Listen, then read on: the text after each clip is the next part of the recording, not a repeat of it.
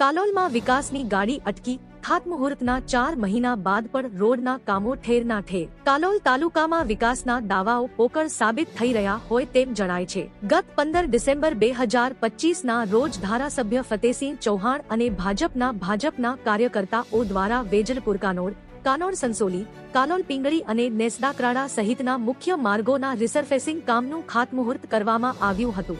જો કે આ વાતને 4 મહિના વીતી ગયા હોવા છતાં હજુ સુધી કામ શરૂ કરવામાં આવ્યું નથી.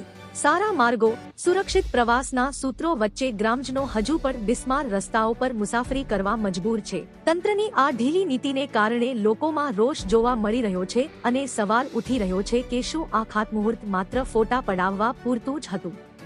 વહેલી તકે કામ શરૂ ન થાય તો ચોમાસામાં ભારે મુશ્કેલીઓ અને હાલાકી વધવાની પૂરેપૂરી શક્યતા છે.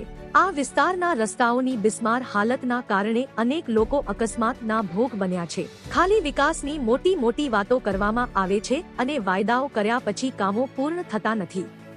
ક્યાં સુધી પ્રજા આ બિસ્માર માર્ગો પર થનાર અકસ્માતના ભોગ બનશે એવા અનેક સવાલો ઊભા થઈ રહ્યા છે. રિપોર્ટર મહેશસિંહ સોલંકી, બી અને ન્યૂઝ ગુજરાતી, પંચમહાલ.